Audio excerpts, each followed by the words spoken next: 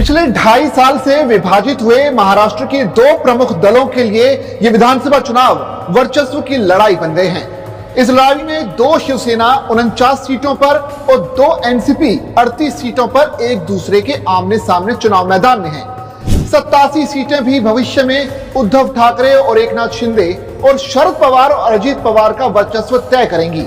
महाराष्ट्र में करीब 2.5 साल पहले शिवसेना में अब तक की सबसे बड़ी बगावत हुई थी।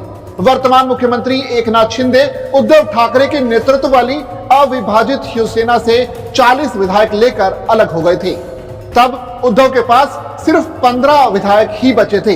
इसी प्रकार करीब 1.25 साल पहले अजित पवार ने भी एनसीपी से बगावत कर दी थी और वो एनसीपी के 52 विधायकों में से लगभग 2/3 विधायक तोड़कर राज्य में पहले से चल रही शिंदे सरकार में शामिल हो गए थे।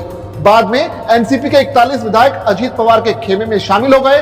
तभी से उद्धव ठाकरे अपने विधायकों के साथ साथ अपने दल और चुनाव चिन्ह की चोरी का आरोप एकनाथ शिंदे पर लगाते आ रही हैं। जबकि एनसीपी प्रमुख शरद पवार शुरुआत से ही कहते रहे हैं कि उन्हें नई पार्टियों को खड़ा करने का बहुत ज्यादा अनुभव है, वो फिर से नई पार्टी को खड़ा कर लेंगे।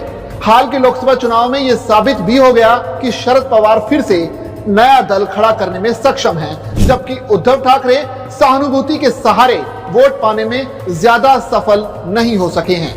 अब इन दोनों टूटे हुए दलों की असली परीक्षा विधानसभा चुनाव में होने जा रही है, जिसमें राज्य की 49 सीटों पर सीधा मुकाबला एकनाथ शिंदे और उद्धव ठाकरे की शिवसेना के बीच है, जबकि 38 सीटों पर सीधा मुकाबला शरद पवार और अजित पवार की एनसीपी के बीच हो रहा है। इसलिए यही सीटें उद्धव ठाकरे और शरद पवार का वर्चस्व तय करेंगी। जिन 49 सीटों पर दोनों शिवसेना आमने सामने हैं, उनमें से 19 सीटें मुंबई मेट्रोपॉलिटन क्षेत्र की हैं, जहां अविभाजित शिवसेना का वर्चस्व माना जाता रहा है, जबकि 12 सीटें मुंबई महानगर की हैं। मराठवाड़ा में 8, उत्तर महाराष्ट्र में 4, विदर्भ में 6 और पश्चिमी महाराष्ट्र में 4 सीटों पर दोनों शिवसेनाएं आमने सामने होंगी।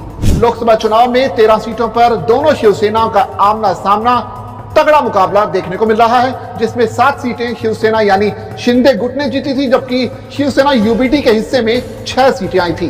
लोकसभा चुनाव में अपने गठबंधन में सबसे कम 10 सीटें पाकर 8 पर जीत दर्ज कर 80% स्ट्राइक रेट के साथ सबसे सफल रहे शरद पवार का 38 विधानसभा सीटों पर सीधा मुकाबला उनके भतीजे अजित पवार की एनसीपी से हो रहा है। इनमें ज्यादातर सीटें पश्चिमी महाराष्ट्र के शुगर बेल्ट की हैं। इन्हीं में से एक सीट बारामती संसदीय क्षेत्र के अंतर्गत आने वाली बारामती विधानसभा सीट भी है, जहां खुद अजित पवार का मुकाबला उनके ही भतीजे योगेंद्र पवार से हो रहा है।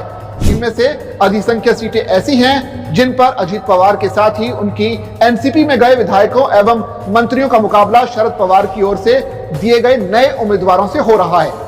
शरद पवार के उम्मीदवारों में ऐसे नेताओं की संख्या भी कम नहीं है जो चुनाव से ठीक पहले बीजेपी या एनसीपी अजित पवार को छोड़कर शरद पवार के साथ आए हैं। ये उम्मीदवार भी अपनी सीटों पर अपने दम पर चुनकर आने की क्षमता रखते हैं।